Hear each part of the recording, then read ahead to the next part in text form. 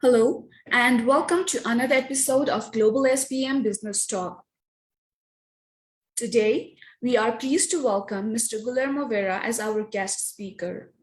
Mr. Guillermo is a product manager, speaker, and writer graduated from computer science program from UNAM, Mexico, and with professional education from top universities such as MIT Sloan School of Management and the New York University. His professional experience includes co-founding Forbes 30 companies and working for global companies like Google, Rappi, and currently Nubank.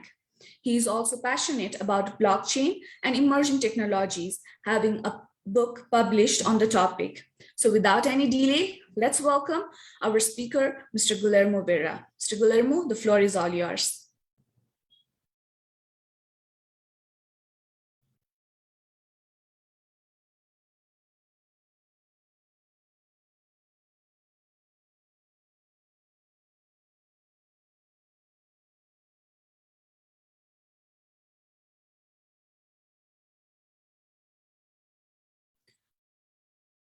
Please unmute yourself before you Oh, speak. sorry. Thank you very much for the introduction. Can you guys confirm if you can see my screen? Yes. Awesome. Excellent. Well, thank you very much for the warm welcoming, and thank you everyone for tuning in today, especially on a Sunday early in the morning. I'm very thrilled to be here with you today. As the title of the talk suggests, today we're going to talk about society and technology, past, present, and future. Basically, we're going to be exploring some of the technologies that have been changing and shaping our society through the hundreds and centuries of years. And then we're going to explore what's going on today and what's next tomorrow for technology. So I want to briefly start telling you a little bit more about myself. As explained at the beginning, I am a computer scientist. I got a degree from the National Autonomous University of Mexico. I am Mexican and I currently live in Mexico City. However, I consider myself a global citizen as I've been traveling and living and working in around 6 countries and speaking 4 languages. Some of my past experience, including being a software engineer myself back in the day, working for companies like Google, for example, where I started working on the advertising industry. Later on, I founded a company with some associates where we created an advertising product, which actually we managed to scale up operations from Mexico to the Middle East and North Africa, especially Saudi Arabia, the Latin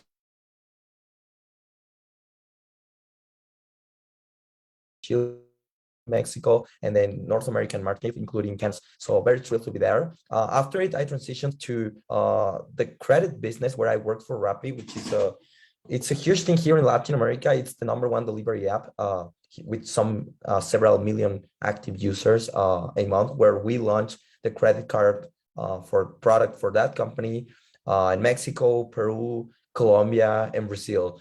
Another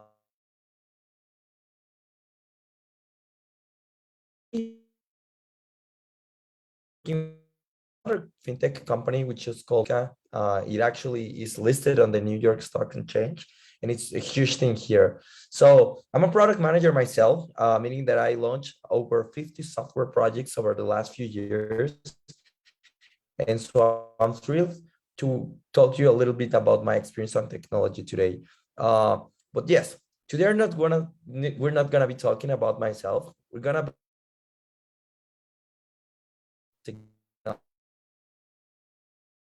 society. So this is the agenda for today. First,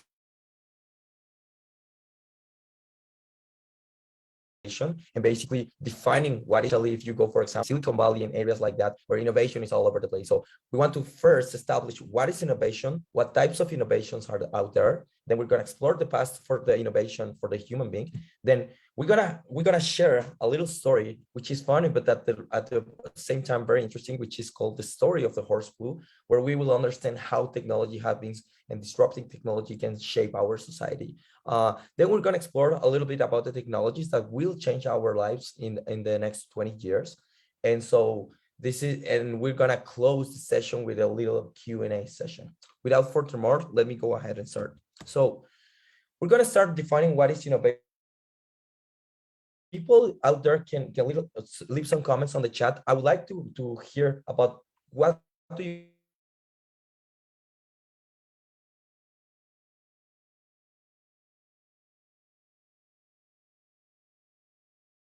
chat, and then we can start finance innovation. What do you think about when you listen to the word innovation? Well, innovation, it's a term that it's all over the place, especially when you're talking about startups, technology, and businesses. But there's many misconceptions about it, so we're gonna establish it. So for that, I'm gonna put a little dynamic here, and I'm gonna start with a quiz. What is the singular, necessary, and sufficient condition to have a company or a business? It sounds very easy nowadays for people to create business cards and go around and say, "Hey, I have a company," while just having an idea and not necessarily having a business, right? So we want to establish what is that singular, necessary, and sufficient condition to have a company or business. For that, I'm going to put you a little example of a company. It's called DeepL. Without going very technical, DeepL was a company created by some MIT students, which created a new, well, they basically discovered a new molecule in which they were able to process some sort of, they were able to improve by 53% the power output of devices by using this new molecule and membrane. They created a company, intellectual property, and they registered the company. However, they did not have any clients yet. They were just creating the technology. So on the other hand, we have a more typical business, which is a lemonade stand. It is a very straightforward business. It was a kid, they put up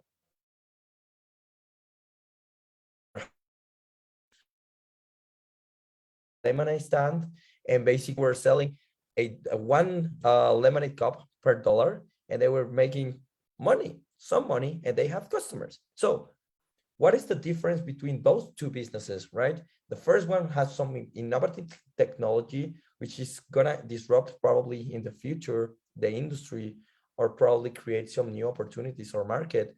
And in the other hand, you have a more typical business, which is a lemonade stand. It's very straightforward. However, to be a business, there is one condition, and the one condition that was missing about the first business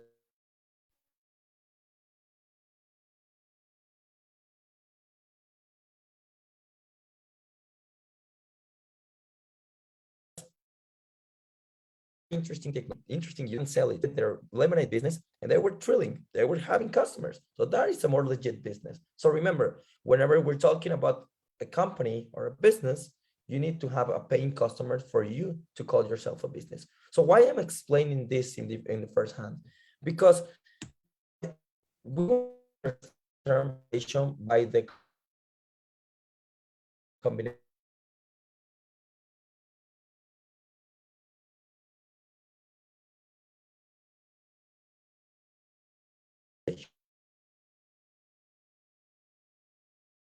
imagine an example, if it's just sitting in the garage of your house, doesn't really matter, right? Because people is not using it, it's not shaping society, it's not disrupting any type of business, market, industry, society whatsoever, right? So for an invention to be able to actually disrupt the market and actually reach the masses, it needs to be commercialized. Think about more recent examples, like for example, the iPhone, right? The iPhone wouldn't be as innovative, as revolutionary as this has been over the past few decades if they didn't commercialize it to people all over the place. So remember, for something to be really innovative, it needs to be something new, something that you invent, new invention, plus commercialization. Again, for example, imagine that you created a new flavor of taco or a new flavor of your favorite soda. That's perfect, but you're not inventing anything new. That's not going to change society. That's not going to disrupt,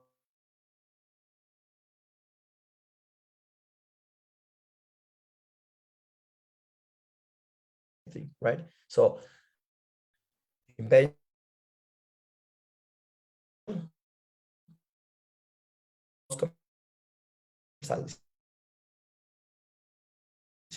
of innovation out there, the type of innovation that that it's actually shaping society. One moment, please. Can you guys confirm if can you hear me well? Not really. Your voice is breaking. Oh, okay. Give me just 1 minute. I'm gonna try to make my connection better here. Just 1 second. Sure. Is it better now?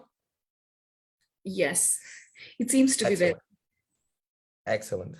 Thank you. Okay, let's continue then.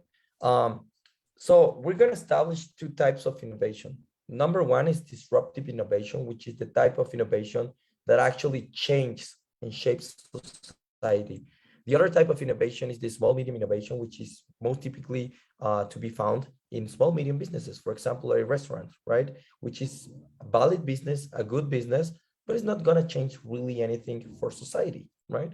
So if you put it in a graph over time, the two types of innovation have some significant differences. For example, small medium innovation, if you put it like in a graph, like the revenue, cash flow, and jobs that it creates over time, you see that it's a very straightforward line, which is as time goes over, revenue grows, cash flow grows, and creates new jobs, which is perfect. It's a good business. But for disruptive innovation, things tend to be very different. As a matter of fact, at the beginning, if you see the revenue, it's actually negative because most of the times people need to invest money and companies are losing money. They are actually not creating revenue. Think about, for example, Uber. Uber was a company which was not making any money for the first 5 or 6 years of their existence. They actually have to invest a lot of money, but then over time, that return of investment pays off. So if you see the graph, it doesn't go straight forward. It just go all the way up. So that is disruptive innovation. That's the type of innovation we're gonna be focusing today. Okay. So for that, I want to explore and ask ourselves the question: what innovation have significantly changed your life over the past few years? And that is a very difficult question to ask. But if you think about it, think about as a society, as human society, as human beings, what type of creation, technologies, and innovation have shaped our society. Think about in the primitive era when the human discovered the fire. When the fire was discovered, it's funny because these people who says that when the fire was discovered, they thought that the society was going to be over, that the world is going to be destructed because of the fire. It has the power to destruct things, but it also has the power for humanity to be able to cook new food, to craft new weapons, for being able to, for example, hunt new type of animal and feed themselves better. So fire, for example, is one of the technologies that has changed the society forever in a human being. Think about the wheel. The wheel was an invention and a technology created that helped to create new types of transportation, allowing people to be able to actually transport goods and services, which was not possible before the creation. Think about the printing machine, where people was able now to print books and actually put their knowledge into books. And think about the Industrial Revolution, where processes were created for massification of industrial services. Like imagine the same example that I was talking about. The iPhone, the computers, the technology that we have in our pockets today were not possible if the Industrial Revolution wouldn't happen before, right? So by technology, we don't necessarily mean having a computer or a new chip or a new artificial intelligence. Technology is all of those things that are helping the society to create new stuff. Okay, so this is one of the, for example, the past of the technology that has helped to create the type of society that we have now. So think about in the past few years. I want to show you a little video that is not very old. As a matter of fact, it's from 1994. And it was about when the creation of the internet was having. And this is the Today Show. Think about as the morning show that all American people is watching every morning. So I wanted to show you real quick this video and pay attention to it. Well, Allison should know. What do you is think about internet Allison? anyway? Internet is that massive computer Right. network. The one that's becoming really big now.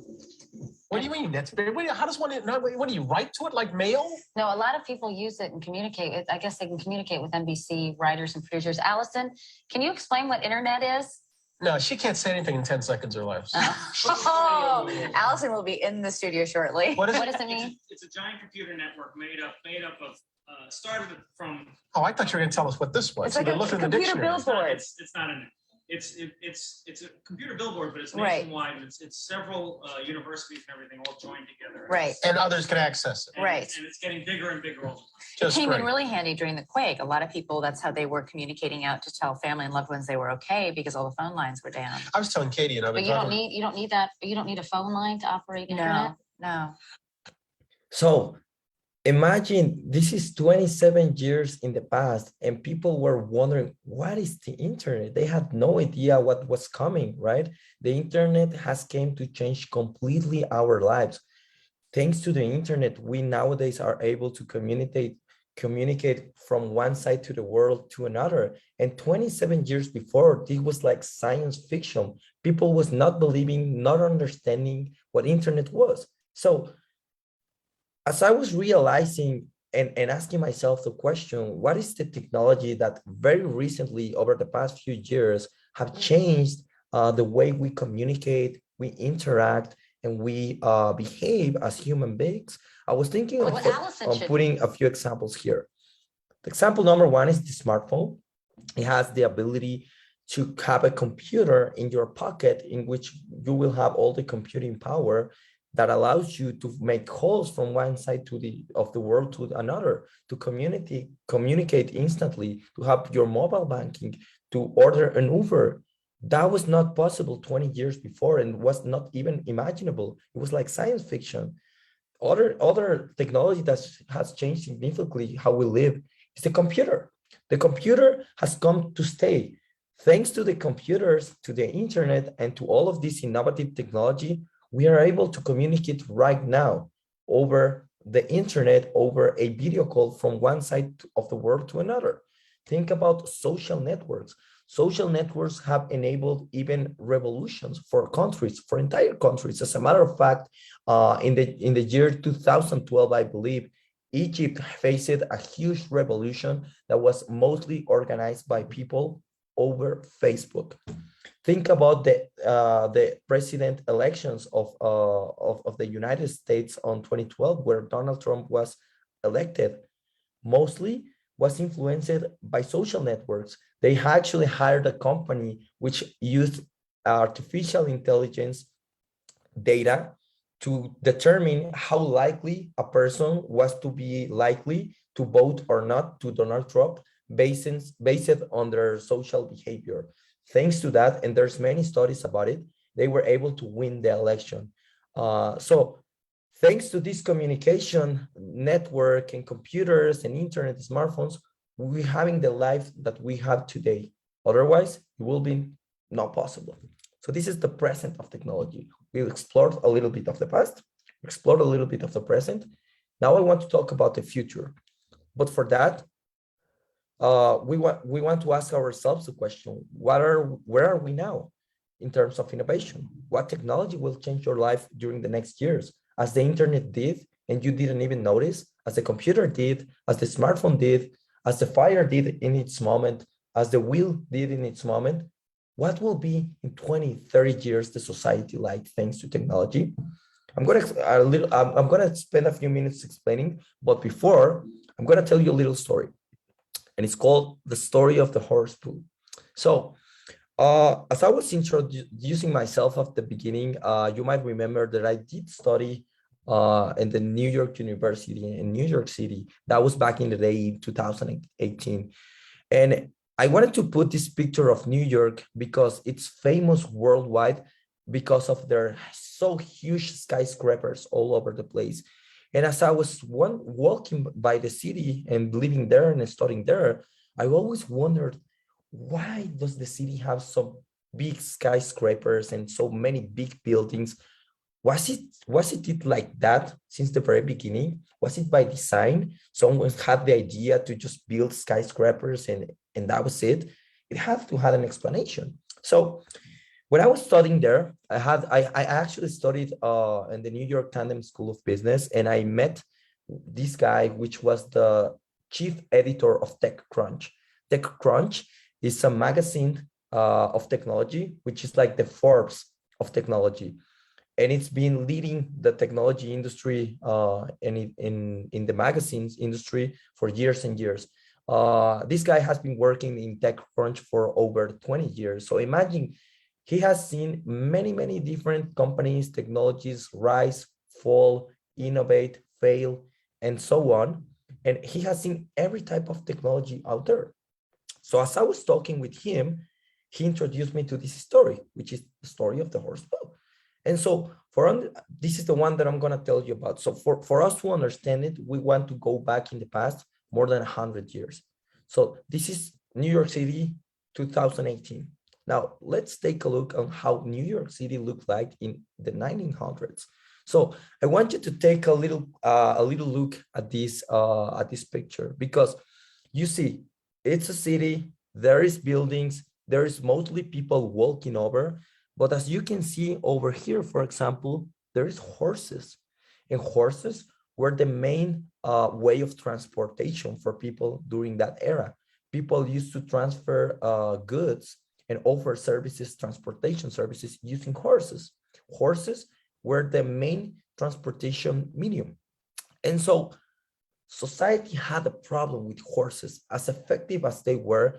And as land expanded, as the city grew and grew and grew more, with people immigrating from the United Kingdom, Europe, and some other places, the city was becoming bigger. So people couldn't walk anymore. They needed to use horses. So they did start using horses. They were working perfectly. However, there was a big problem that eventually became horses poo, and they poo in the street. And if you have seen any horses in your life, you know that it stinks. So imagine having not one, nor two, nor three horses, hundreds, probably thousands of horses walking over the city every single day, and every single day pooing on the street. The problem that society had in the 1900s New York City is that the streets stinked so bad. So you know what people started doing in order to avoid the smell of the horse poo? They started constructing buildings on top of it.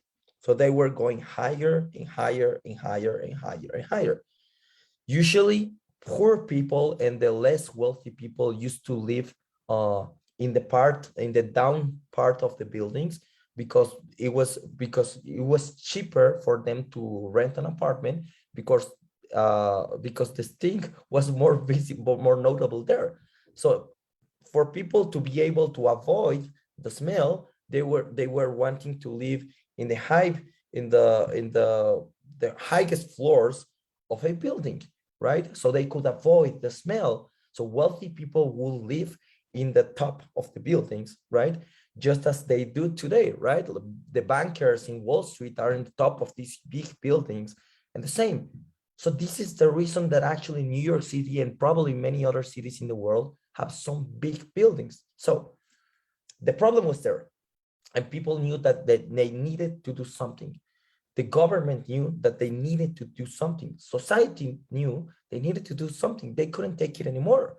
So what the government did was they basically joined forces with the private initiative. I mean, companies and businesses, researchers, scientists, universities, to be able to actually look for a solution to the problem. So they took the best talent, researchers, entrepreneurs, and businessmen together. They put them together to try to find a solution. And they were together for 1 year, 2 years, 3 years, 10 years, and they couldn't figure out a solution. They just couldn't. And so in the meantime, while they were trying to figure out for a solution to solve this big problem, they created some, what I call complementary technology. This is when, for example, the air fresheners were created. The air fresheners were not a solution for the problem, but it helped because it smelled better, right? You didn't want to smell the horse poo out there. So they created the air freshener for people to try to avoid it, or at least make it less problematic. But it was not this technology and this air freshener thing which solved the problem. Turns out that years passed over, 5 years, 10 years, 15, 20 years, and the problem couldn't be figured out by the scientists, researchers, and businessmen that the government put together to try to solve the problem and figure out a solution. But you know what happened? That one day there was two guys, one called Carl Benz and one guy called Henry Ford, which invented what we know today as the car. So Carl Benz created the car. He basically invented it in Germany. That's why Mercedes-Benz is one of the pioneer companies of automobiles out in the world. And then Henry Ford, which is an American businessman, was the one who actually created the process for mass production for cars. So you remember when we were talking about innovation, you want to invent something and then commercialize it. Carl Benz created the automobile. Henry Ford helped to commercialize it and massificate it. So guess what? The problem of the horse poo from one day to another was literally gone, because horses were not a thing anymore. People were using cars eventually. So over the past of the years, 5-10 years, people stopped just using completely horses. That's the reason you don't see any horses in the street anymore, right? We're just using cars. And so the problem was solved without even looking to solve the problem, by a disruptive technology, by a disruptive innovation. This is the innovation we're talking about. The car came here to change completely how we behave as a society. Now we had the opportunity to communicate one city with other in a matter of hours, thanks to the car, to transport goods, to for example, for farmers to transport their products to the cities. We were not able to do that in the past. We were able to connect society, to go and visit your family, which lives in the other side of the country, thanks to the car. That was not possible in the past, okay? So if you think about it, it completely changed how we behave as humans. So this is the technology we want to talk about. What is these technologies that tomorrow, in the next 10, 20 years, will again change the way we behave as humans? Again, another example, right? Internet came here to determine now we're working remotely. We don't go to the office anymore in some cases, in some industries, thanks to the internet. They changed our behavior as a society. So the car, okay? The car was invented, the problem was solved, no horse poo anymore, disruptive technology, disruptive innovation. This is the thing to remember about, okay? So now, I'm going to spend a few minutes now talking about what are these technologies that will change again our lives in the next 20 years. So I'm gonna explore 3 main technologies that, in my opinion, will shape society. Not saying that are the only ones, nor saying that are the definitive ones, but I want to talk a bit about them. The reason I'm talking about them today is for you guys to be able to actually start learning about these technologies and hopefully involving yourself into it. Because if you think, for example, people who is millionaire today and people who is successful entrepreneurs, innovators, which are successful over the history, are people who are actually the first ones to become leaders into an industry. Talking about the car, Mercedes-Benz, Ford. Talking about smartphones, Apple, Samsung. Talking about computers, software, Microsoft, right? Dell, Hewlett-Packard.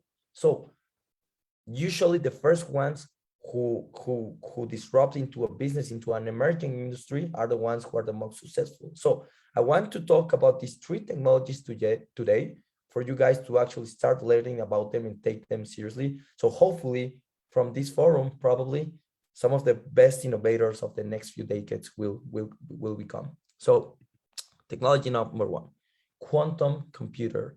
So here I placed a little photo of Sundar Pichai. You might know him. He's the CEO of Google, and Google is investing a lot of money, as well as some major computing companies, such as, for example, Microsoft, Hewlett Packard, IBM. They are creating and investing millions of dollars on creating a quantum computer. So what is a quantum computer? Turns out that our computers basically have a binary system. They are basically managed by ones and zeros.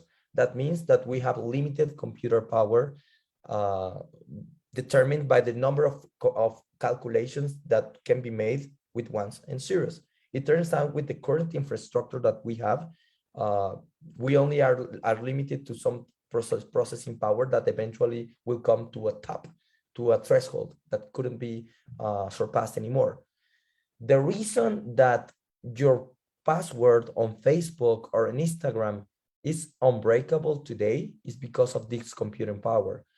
The more characters you add to your password, the more combinations, the more uppercase letters, numbers, etc., the more complex it becomes for a computer in terms of mathematical problems to break down on a broad brute force attack to actually crack down your password. Imagine that you put all the possibilities of a password in a computer and eventually it will guess your password, right? But the more characters you are, the more complex the calculation is made. So actually, for an 8 characters password with one uppercase, one special symbol, and one number, it will take around 2,500 years for a computer to solve that problem and actually crack your password.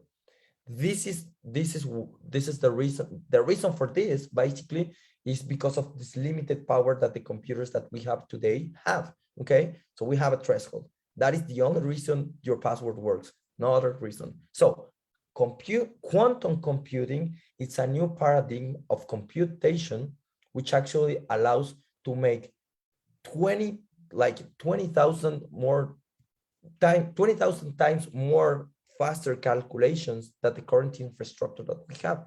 So instead of taking 2,500 years for cracking down your password with a quantum computer, you'll be able to do it in minutes.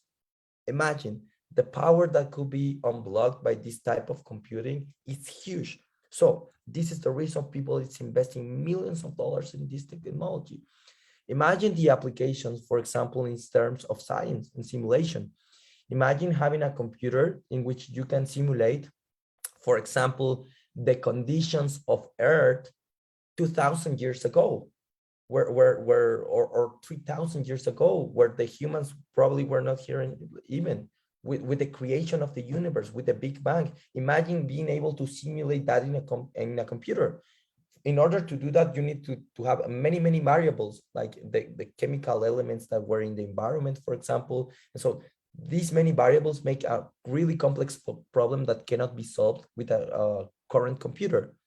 This will be allowed with a quantum computer. So imagine being able to, for example, discover the origin of humanity, the origin of life in Earth, in the universe. These kind of things will be possible thanks to a quantum computer, for example. So quantum computing, huge things. There's my recommendation, if you're interested in the topic, there's some free courses on quantum computer actually by MIT on YouTube, and you can take them like for free. They're literally, the lectures are out there. I studied some of them myself and it's really interesting. It's a very mathematical kind of thing, but I really recommend you to take a look if you're interested into it. Okay, this is number 1, quantum computing.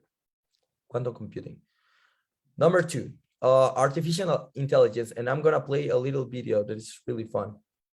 I can really shake it.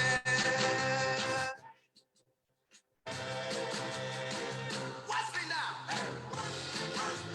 Working out, babe. Well, you driving me crazy. Just a little bit softly. Do you love me? Do you love me? Do you love me? One day I showed this video to my mom, and she told me, this is a movie or what? She thought this was like computer created or CGI, or she thought it was science fiction, to be honest, and it is not.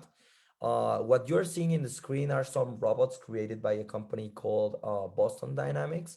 Uh, they basically created these artificial intelligence enabled robots, which are able to walk, act, and actually imitate the movements of a human.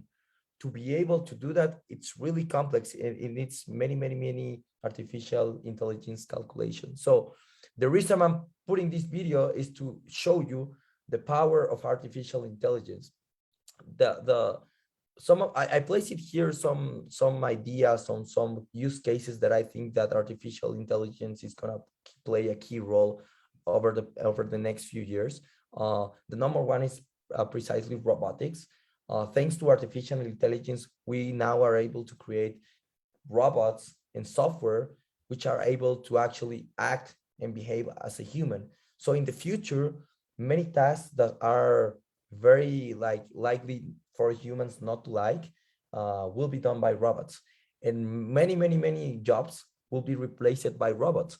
Remember when I was talking about the Industrial Revolution 100, 200 years before in the past? Well, many people lost their jobs after the Industrial Revolution to robots, because for a company, it was cheaper to hire, to invest in a machine, in a robot that will make all the manufacturing process better and easier, instead of paying a human that can get tired. It can have mistakes on the process and need to pay 8-hour wage. Why not to pay to a robot? And that happened actually. Many of the processes of manufacturing are made by robots today.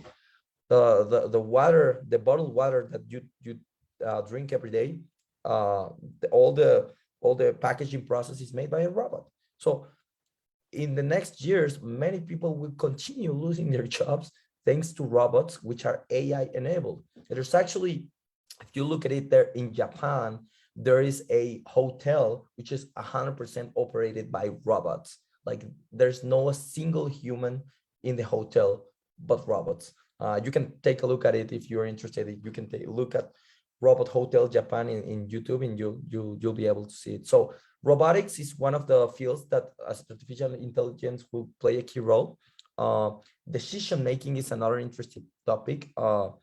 There's a book called Homo Deus by a scientist called Yuval Noah Harari. He's from Israel, where he explains basically how human has been able to take decisions over history. In the past, the humans were able to take decisions based mostly on religion. What religion says is the best, that's the way you need to behave. Whenever you have a dilemma, what the Bible says, what the Quran says, whatever book of religion you profess says, right? We were used to more kind of like act in the sense of religion. Nowadays, mostly we are enforced to take decisions based on ourselves, on a subjective reason. What's the best for you? What do you think is the best for you? Well, that's the best, right? You want to, I don't know, go on a weekend and take a beer. Who says it's good or not? God? No, it's you. You say, okay, this is good for me. Should I do it? Yes. And society has been behaving since that. Now, he states that in the future, we will be taking decisions based on artificial intelligence. Why? Because the artificial intelligence will have enough data to determine what's the best for us. Imagine having an AI which analyzes all the components in your body and it's able to say what's the best food for you to take because you are low on vitamin A or vitamin B, for example, right? That is not science fiction. That is actually going to happen very soon. And it's actually happening right now. Google is telling you what time to leave from your house to the office based on artificial intelligence and traffic data. Amazon is able to tell you what next book should you read based on your history of reading or shopping behavior. They're having enough data from us to be able to make better decisions for us. So in the future, we will be taking decisions based on data made by artificial intelligence. Imagine that. Imagine how artificial intelligence will empower the humankind, the human being, to be able to evolve to a new completely way. That is huge, and that is going to happen. There's people who actually says that journalists will not exist anymore because AIs will be able to research and publish articles and write articles and publish it to the magazines, into the news channels, based only on artificial intelligence. And this is already happening. There's in China one news channel which is only artificial intelligence enabled. There's the anchorman presenting the news. It's a deep fake, which is talking with artificial intelligence and taking all the data that he's presenting from the internet on his own autonomously without any human doing anything. That is already happening. So software as well, eventually artificial intelligence is going to be able to create software and program better than human does. So that is huge. Imagine, that is so exciting and so frightening probably at the same time. Okay, artificial intelligence. So I'm gonna go ahead and talk about the next technology that I think it's gonna change our lives, which is blockchain. You probably have heard about it. I don't want to go very technical on what is the blockchain. To me, the blockchain is what internet was on this video I showed you on the 1994, where people was like, what is the internet? Nowadays, I feel like people is like, what is the blockchain? What is NFT? What is cryptocurrencies?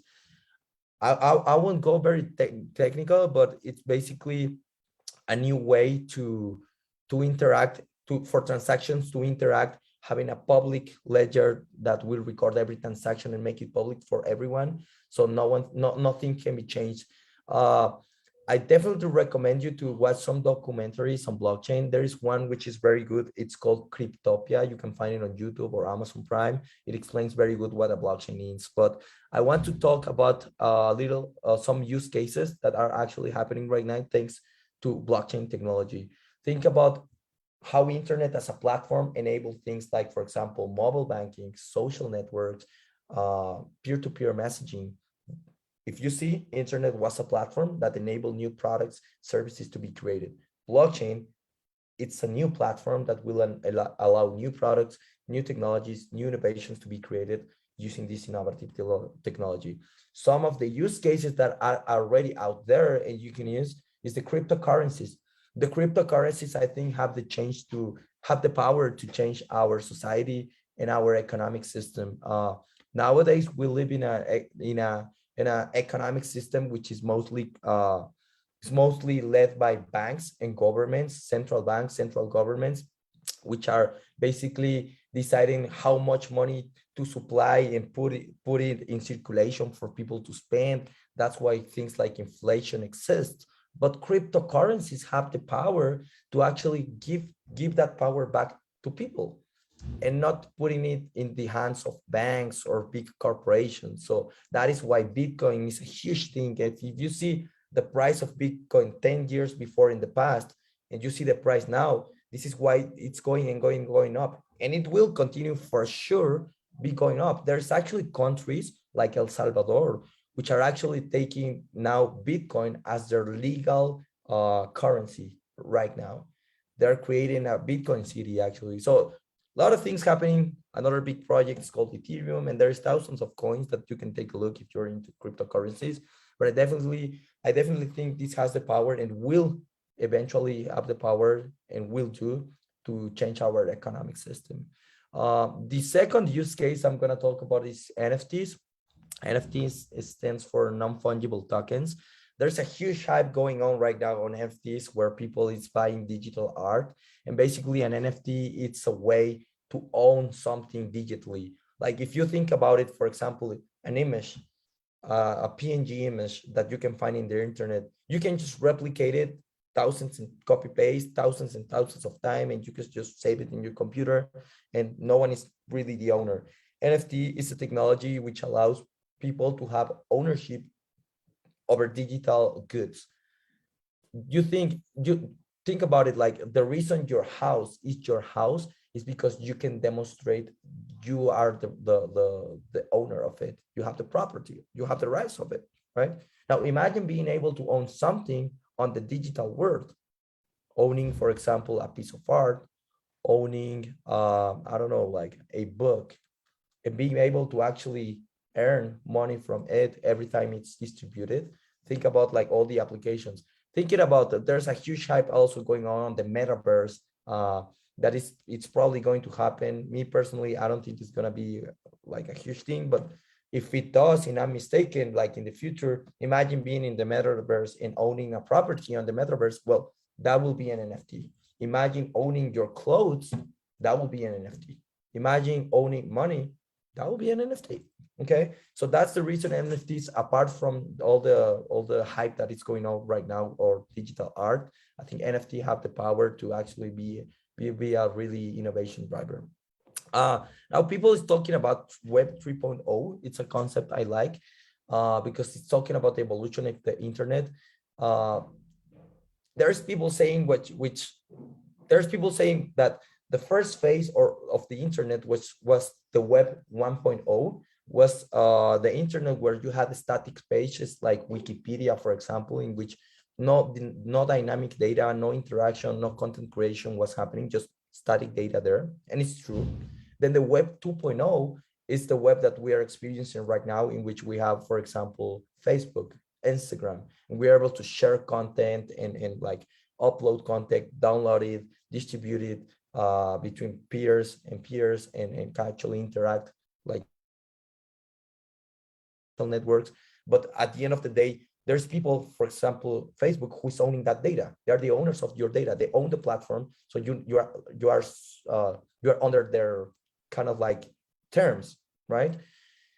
People say Web 3.0 is going to be a decentralized web in which you will be able to own everything you have on the internet and interact with everything you own on the internet. So think about one use case, for example, will be mobile banking or the banking system. Imagine instead of a bank like paying the bank basically itself for people to earn interest rates whenever you invest money in some product or some financial service.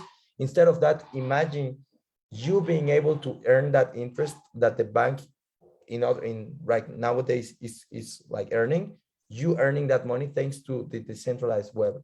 That will be a possibility thanks to the Web 3.0. Another possibility it's for example, that companies will not be able to own your data anymore, meaning that they won't be able to monetize your data just as Google and Facebook does right now, right? The reason Google and Facebook are so successful is because they use your data and sell it to advertisers to put ads on your browser. That is how they make money. But they own your data in exchange for you to use their platforms. But like, if you think about it, they're just profiting over you, honestly. And so in the Web 3.0, that won't be possible anymore because you will own your own data. So you will be able to earn based on your own data. So this is some of the possibilities people is be talking about the Web 3.0, and it's something that is gonna happen, I think, over the next 5 to 10 years. So definitely take a look on Web 3.0, blockchain, NFTs, and cryptocurrencies. Definitely take a look. I recommend you to actually investigate a little bit more about this because it's gonna be huge. So guys, this is it for today. I wanted to talk to you about these technologies, about how technology has changed in the past, in the present, and in the future will continue changing our society. Thank you very much for attending today. My name is Guillermo Vera. You can find me virtually in any social network at Guillermo Vera MX. You can find me on my website, www.guillermoveramx.com. And I open the panel here in case there's any questions.